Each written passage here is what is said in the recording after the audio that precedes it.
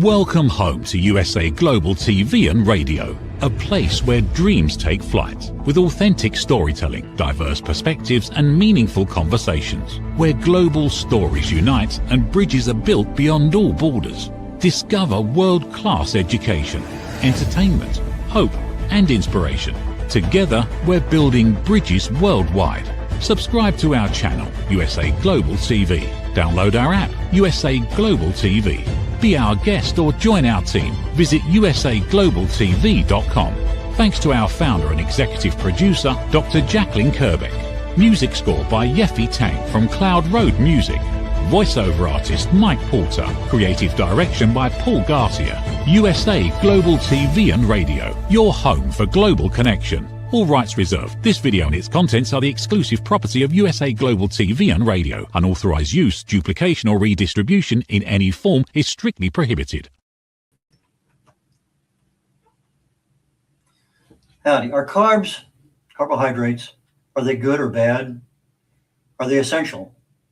Well, that's kind of the direction the show is going to go down today. I'm Red O'Loughlin. We're here on Talking Heads on the USA Global TV and Radio Network. And we have essential fatty acids. We have essential amino acids. What does the word essential mean? Essentially, it means that our bodies cannot make them.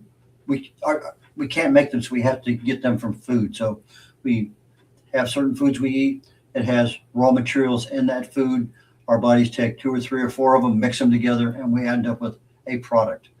And that is the way those essential ones are needed. So if I need an omega-3 fatty acid, my body doesn't make it, but I can take it in as a food group. If I need a vitamin E, well, I can't necessarily do that. It's essential, but there's more to the story than that. So why don't we go ahead and let me get my slides lined up here and we'll get ready to start. Talk today about what essential carbohydrates are. But when we look at the big world of proteins and fats and carbs, we're kind of looking at what I would call a biochemical diversity.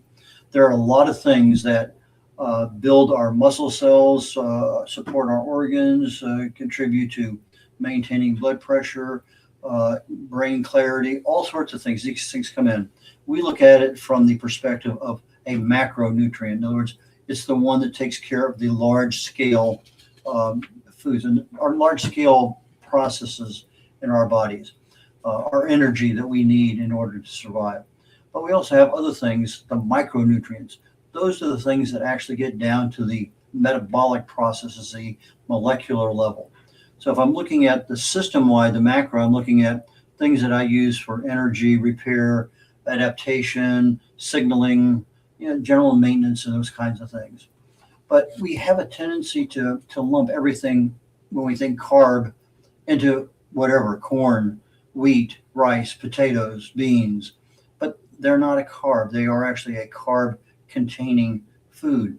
Because like I say, vegetables are the same thing. Would you consider spinach a carb? Most people not. But when we hear our nutritionists say you need your whole grains because you need your carbohydrates, that's kind of a misnomer. Because when you start looking at some kinds of foods, if they're a raw kale, for instance, it's unprocessed. But if you start getting something that's been processed because now you have cereal or some other product that's actually been something done with rice, you have processed, and now things are added in there for texture and flavor and preservation and stuff. All sorts of things are going on, and sometimes we don't need all those extra things. So let's move on down the road. If I were to take a look at what is essential and what isn't, I would have essentially two ovals there. On the left-hand side, I have my essential amino acids, which come from proteins, and my essential fatty acids are fats that we need. We don't make either one of them, but we need them. Our bodies can't survive without them. But if I said, what are my essential carbohydrates? They're essentially none, zero. There are no biologically essential nutrients that come from a carbohydrate. Now, again, don't confuse the molecule of a carbohydrate with a food group containing carbohydrates. Two different animals. But as far as a carbohydrate being essential for our health, not needed. I would ask the question, well, how do Eskimos live for generation to generation and never have a carb? Well, our bodies require some carbs, yes, but our bodies also have the ability to take and convert protein or fat into carbs for those situations that our body has to have those kinds of carbohydrates. But do I need as many carbs as I'm getting every single day? No. I can remember mid 90s, I read a bunch of Atkins books on no carbohydrate or little carbohydrate. And I think I read 5 books, and I said, this sounds interesting. So I went on, lost 42 pounds, 7 inches around my gut, kept it off for years. And I was just a happy camper because I was eating no carbs. I was living in Germany the last couple of years of my military life. I go down to Italy for a weekend. I'd pick out on pasta and bread and all sorts of stuff. And I come back 10, 12 pounds heavier. 2 weeks later, I'm back down at my weight again. So the carbohydrates have the ability to put on water weight. They have other things that happen too. But it's something you don't, we like carbohydrates because of the way they taste. And I love pasta, but the thing I had the most difficulty with going on a carb-free regimen was bread, for whatever reason. I'm not talking about the sliced white bread. I'm talking about ciabatta bread or French bread or sourdough. Had a really hard time with the bread. Everything else, generally not a problem. So what is really found that we would consider essential today? So I look at essential nutrients. Okay, vitamin C, almost nearly all in fruits and vegetables.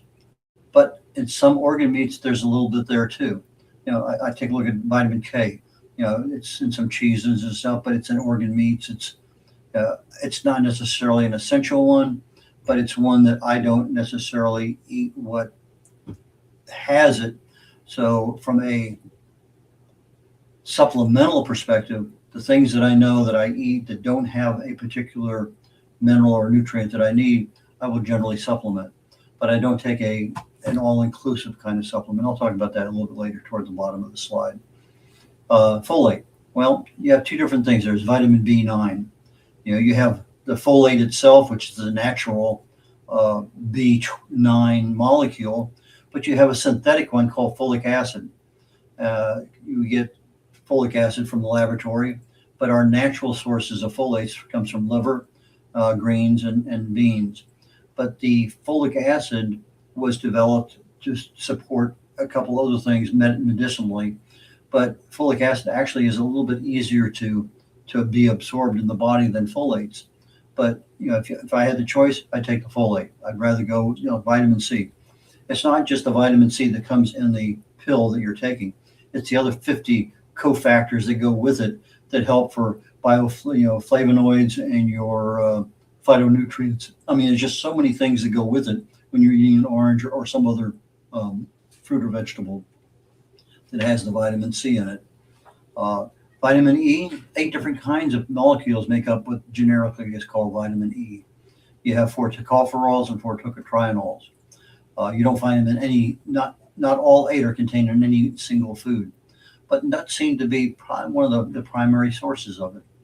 And it turns out that there is a lot of evidence that if you have literally that much tocotrienol in your brain, that when a stroke occurs, there's so much preventive action going on. There's 4 or 5 different things that actually prevent a lot of the damage that a stroke occurs.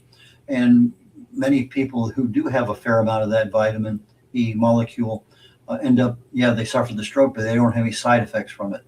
And so it's something to consider, because there's a lot of research in that might be of benefit. Calcium, biggest problem is that they're in dairy and greens, and a lot of people don't necessarily go that direction. But they put a calcium pill and maybe an oxide or a carbohydrate, which means that in most cases it's probably going to end up in the toilet because it's just not very, very bioavailable. And so you have a problem with that. And so if you're going to get calcium, why not get it from the source, some kind of food? Iron, well, you have 2 different sources, from a plant source and from an animal source.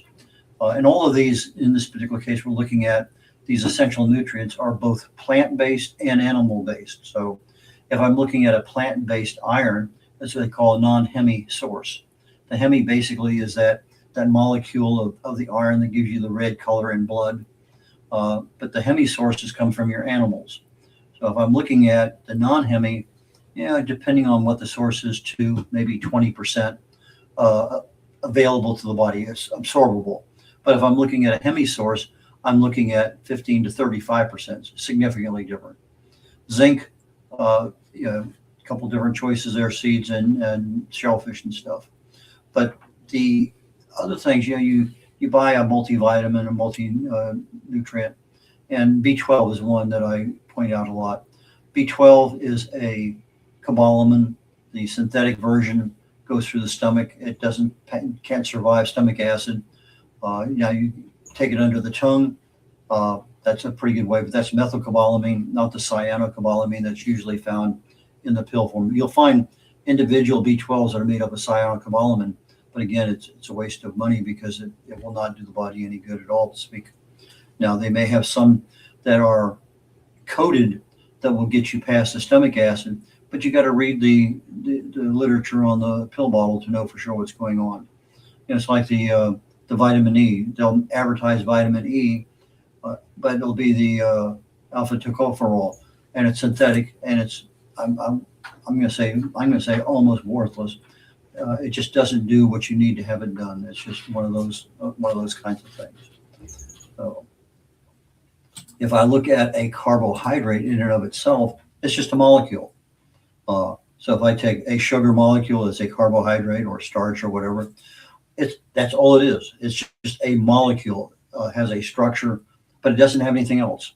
But when you put it into a food, let's say bread, okay, now I have that carbohydrate in there, but I also have fiber and I have water and I may have other kinds of proteins or whatever that may happen to be in that particular food group. In this case, they're saying this is a blueberry, which doesn't have your fats and your proteins in it, but they have a bunch of polyphenols and a whole bunch of phytonutrients. So if I get my carbohydrate from my blueberry, you get a couple of blueberries, there's probably 25 grams of carbs in there. It's just, but we don't typically sit down and eat a cup of blueberries. You may pick and choose a half a dozen or a dozen, and that kind of settles over. You throw it in your salad or on top of something. But there's carbohydrates in it. It can be just as count as high as the grams in bread and something else. But again, you're looking at the volume more so than what you're doing. Green peas and blueberries are very, very similar in the carbohydrate content.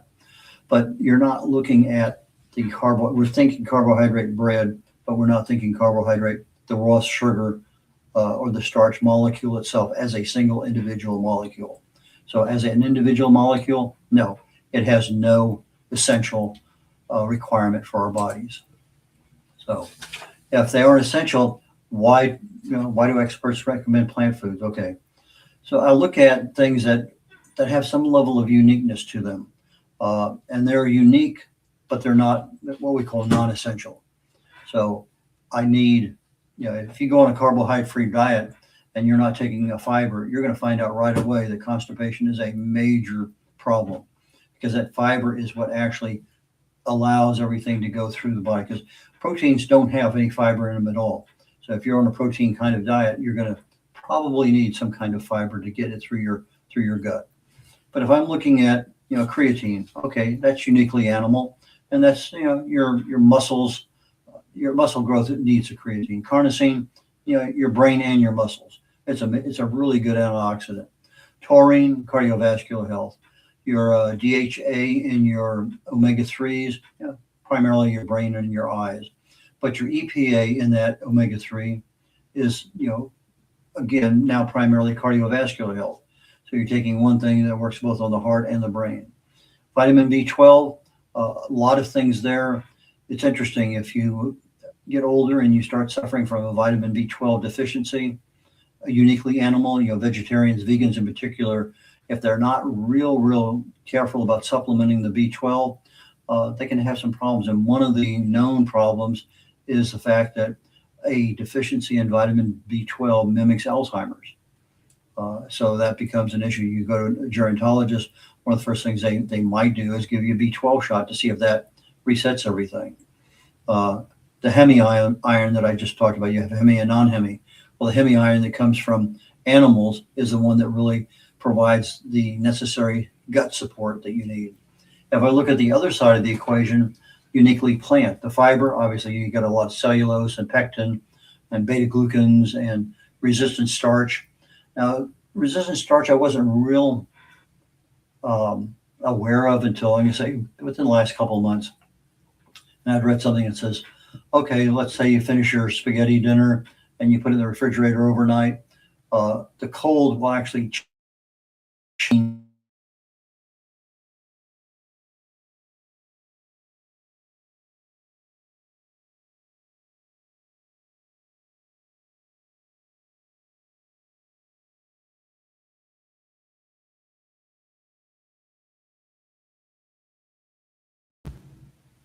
Resistant starch, and that resistant starch is, I'll cover in a slide down the road, is going to benefit you in your gut down the road. So I'm going to cover that one separately. But I have my prebiotics. These are basically fertilizer for your probiotics in your gut. You have polyphenols, your catechins from your green tea, your resveratrol, your quercetin, curcumin, and some of these things like the resveratrol and the curcumin actually need a black pepper extract, piperine, in order to be more bioabsorbable in the body. Now, you may end up with just a few percent bioabsorbable, but the black pepper extract actually makes it like 1,000 times more absorbable in the body. And you got your thousands of phytonutrients, you got carotenoids, you got organosulfur sulfur materials, you got so many things there that are really and truly uniquely plant. But they work so well in the body at keeping us healthy. Are they essential? No, but they are darn important. So, hang up one. Let me see if I can finish this next slide and then go to break. Okay. Phytonutrients, we talked about those just a minute ago. Polyphenols, the quercetin, apples, onions, really good antioxidant. Your resveratrols, primarily your grapes, berries have a lot of it in there. Again, antioxidant. Curcumin, got my first curcumin plant out in the backyard growing. I sold some plumerias this weekend at a sale, and I bought a curcumin plant. I never had one before. But it comes from turmeric. It's really good for joint health and like metabolic health. Apigenin, parsley, celery, another antioxidant, anti-inflammatory. Your carotenoids, your lycopene, your basically tomatoes, good heart health medicine, prostate also. Lutein, eyes, comes from kale, spinach, green veggies. Anything with green veggies and colored veggies both give you the lutein. Zeaxanthin, eye health primarily. Astaxanthin, again, eye health, comes from salmon, shrimp. But it's also good for your skin, your eyes, your cardiovascular health, brain health, a lot of things, just like the omega-3s. Your glucosinates, broccoli, kale. A lot of good studies are showing it's pretty decent cancer preventive for certain types of cancer. Great antioxidant, great for your gut health. Organosulfur compounds, again, the allicin from your garlic, your onions, great antioxidant. In fact, on the garlic, you peel it, if you crush it or you slice it or dice it, smash it, however you do, let it sit 10 or 15 minutes, because the allicin that you're trying to get actually is not available if you just throw it straight into the pot as soon as it's ready to roll. But you give it a chance to mesh a little bit. You're destroying some of the molecular boundaries in there, the barriers, wall barriers, and it actually creates a more of the beneficial material you need from that particular one. So if you're using the garlic, that's what I'd recommend. And we're about 20 minutes into this, so I'm going to go ahead and go to a commercial break at this time. Be back and see you in about a minute and a half. What if many of the problems we associate with aging are not random? What if there are identifiable causes behind declining energy, chronic disease, and memory problems? We have been told that aging is simply something we must accept, that slowing down is normal, that growing older means growing weaker. But what if that's only part of the story? Why do some people remain active and engaged well into their later years? Why do others struggle with disease, fatigue, and declining health? What is happening beneath the surface? What processes drive aging? In Aging Sucks, researcher, educator, and author Red O'Loughlin explores what researchers have discovered about why we grow older. No medical degree required, no confusing jargon, just clear explanations of what researchers have discovered about the processes that influence aging. You cannot stop aging, but understanding its causes may help you make better decisions about your health, your future, and your quality of life. Because understanding comes before action. Action creates hope. Aging sucks. End the guesswork. There is hope. Red O'Loughlin here talking about carbohydrates and their essentialness to our health. If you want optimal health, do you really need carbohydrates? And the answer is no. You can get all the carbohydrates you need from veggies. You don't need them from your rice and potatoes and pasta and corn and yeah, corn is a veggie. There's no doubt about that. But there are some sources of carbohydrate that you don't need the 40, 50, 60 grams a day that mostly occur when you start going down a different path of a food group containing carbs.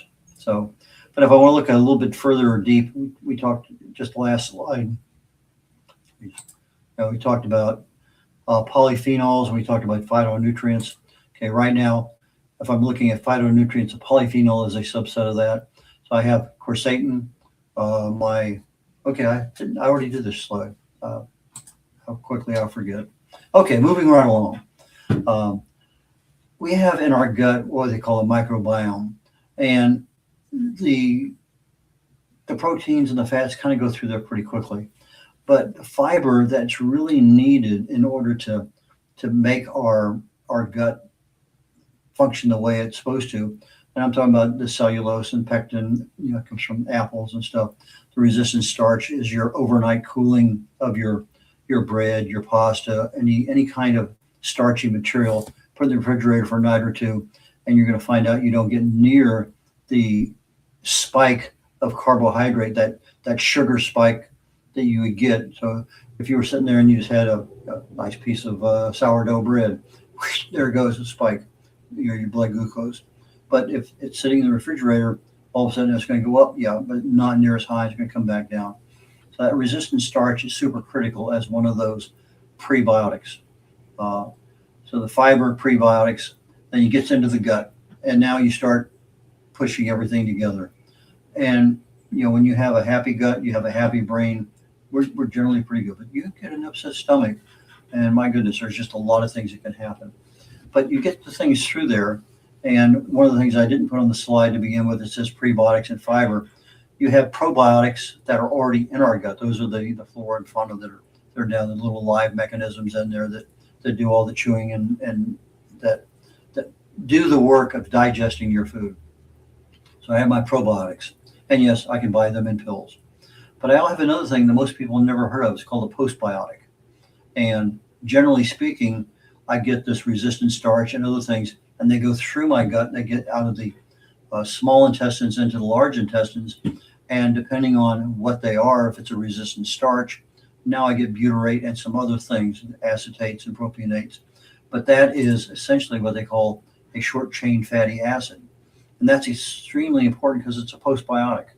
So I can actually take postbiotics, prebiotics, and probiotics on the front end, but my body also makes postbiotics. So if I'm not getting any resistant starch or something else, I'm probably making fewer than what I need. But those short chain fatty acids are, that's where your anti-inflammatory, your immune health, super critical for your gut-brain axis. So you end up with supporting your gut, your large intestine. is now creating these short chain fatty acids that actually helps your mental health. So you got gut maintenance, you got blood stability, just so many things from those postbiotics that are created in your large intestine.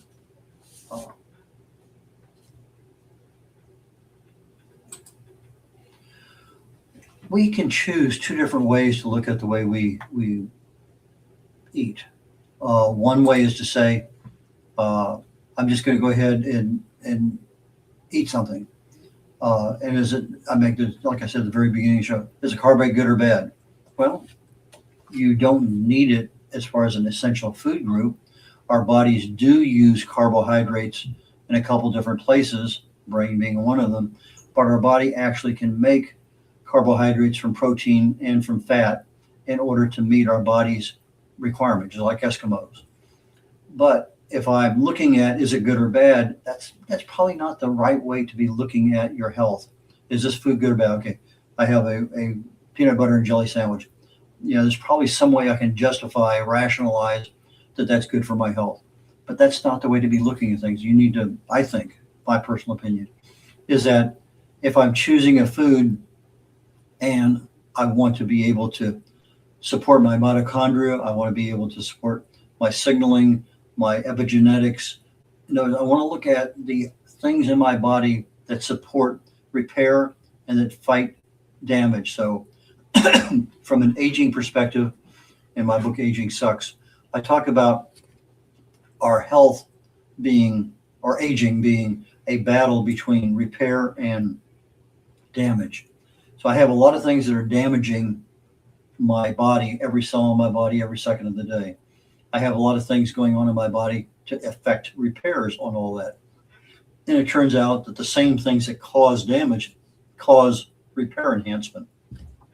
So, and those are your diet, your exercise, your stress management, and the quality of your sleep. So if you're in that happy Goldilocks zone in the middle, everything's fine. But if you're on the outside edges, too much or too little, now we start having a problem with the lifestyle choices, creating damage rather than supporting repair. So if I have a mindset and I look at my foods, okay, I have kale, I have tomatoes, I have good quality protein, maybe I have salmon, so I know I can get my omega-3s. I'm looking at, okay, that fried chicken has probably a lot of omega-6s, which is highly inflammatory, not to mention the carbohydrates on the stuff. Turns out that most of the stuff we really like tastes good, has great texture in the mouth. It's just that they make things so good nowadays. But I want to be able to give better thought to what I'm actually eating so that I can support those mechanisms in my body that fight damage, that support repair. So I actually end up with a healthier life down the road. So if I'm addressing aging from a positive perspective, then I'm probably going to be okay on my food choices. Okay. If I again look at the diversity of what I'm having, no single food group is going to provide everything I need. Just like the vitamin E, there's no single food that has all 8 molecules in it. But again, this takes a little bit of research, a little bit of study.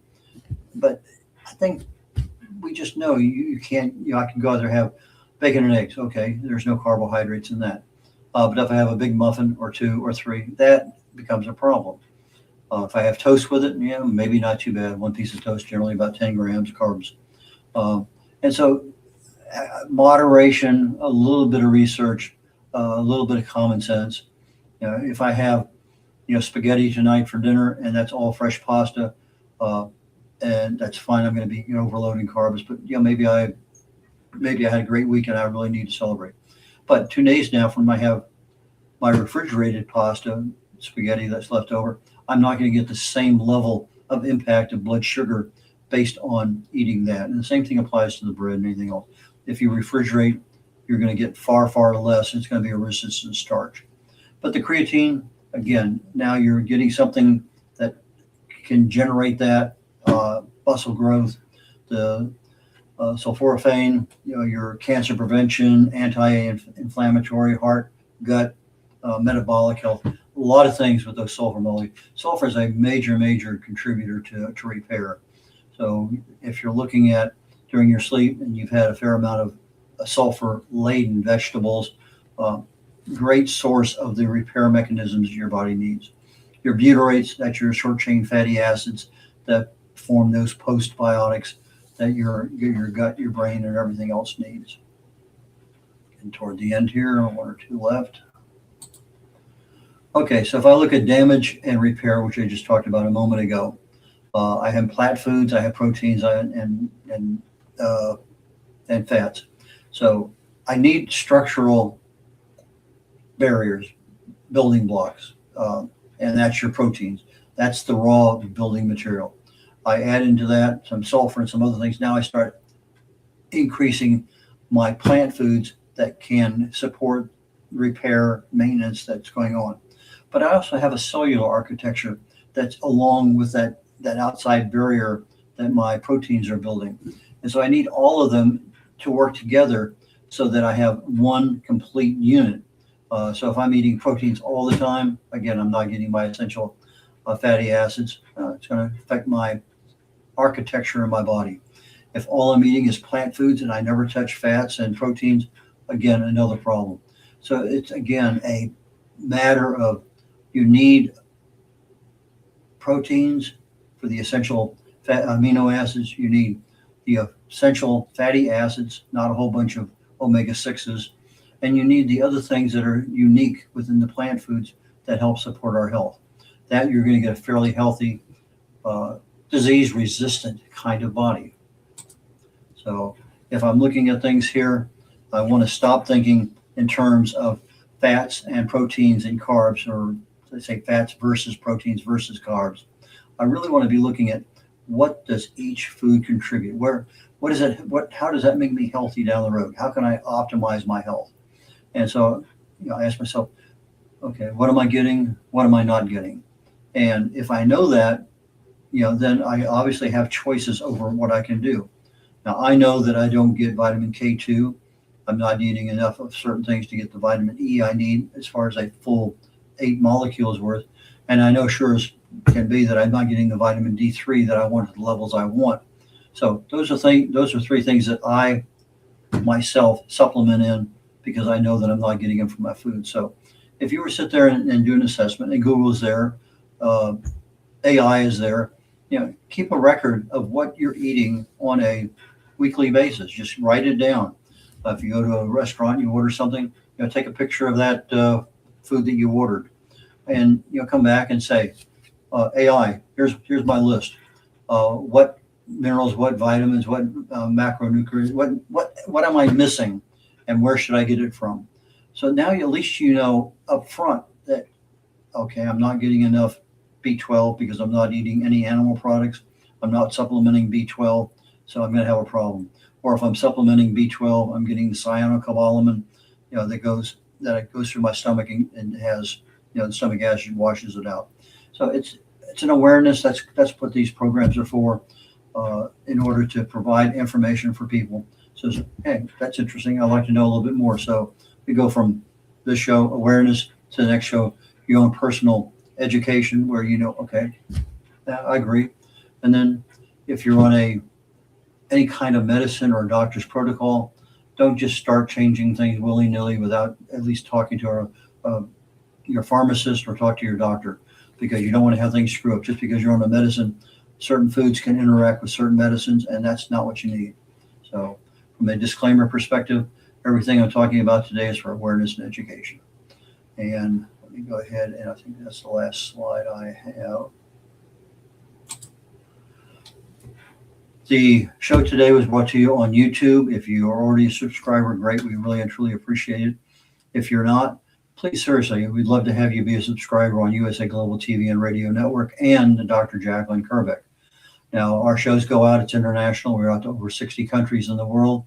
And I found out today that even the shows that go out on YouTube are translated into over a dozen different languages. That's kind of neat. That's something I did not know.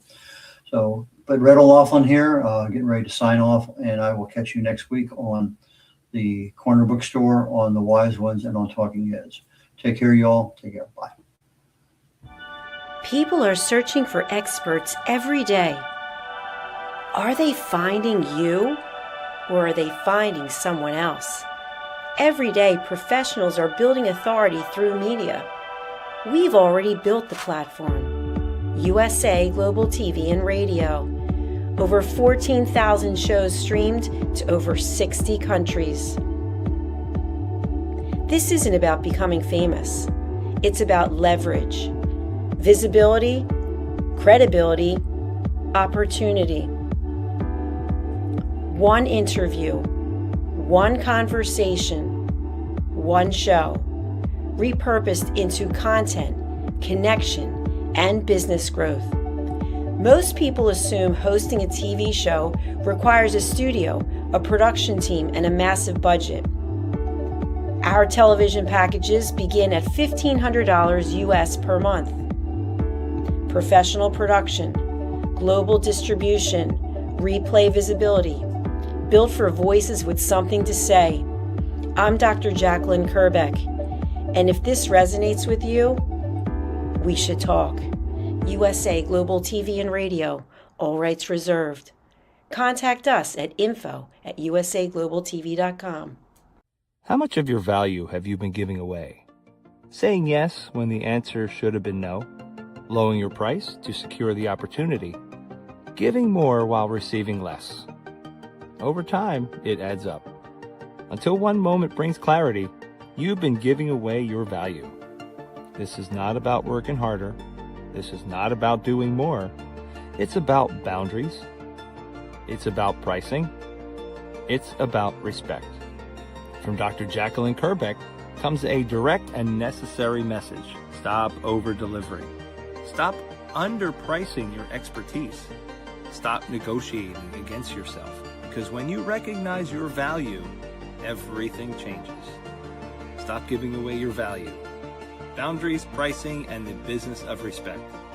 Available now wherever fine books are sold and on Amazon. A film by USA Global TV and Radio. Executive producer Dr. Jacqueline Kerbeck. Videographer and cinematic production Paul Garcia. Voiceover by Ed Vargas. Stop giving it away. Start owning it. Thank you, viewers and listeners of USA Global TV and Radio, for joining us today. We're honored to have your time and attention as part of our global community. At USA Global TV and Radio, we believe in the power of authentic conversations, meaningful connections, and creating a world of possibilities together. Want to be part of something bigger? Join our team of elevated listeners at usaglobaltv.com, a space where your voice matters and your ability to listen transforms relationships. Stay connected with us across all our platforms for thought-provoking discussions, expert insights, and empowering stories. Subscribe to our channels at youtube.com/c/USA-Global-TV. Follow us on social media and explore the endless opportunities we're creating for growth, learning, and inspiration. Together, we're not just broadcasting, we're building bridges and changing lives one conversation at a time. For inquiries, contact us at info@usaglobaltv.com. Produced by Executive Producer and Director Dr. Jacqueline Kerbeck. Voiceover by Mike Porter. Creative direction by Paul Garcia. All rights reserved. Visit usaglobaltv.com to view our full terms and conditions.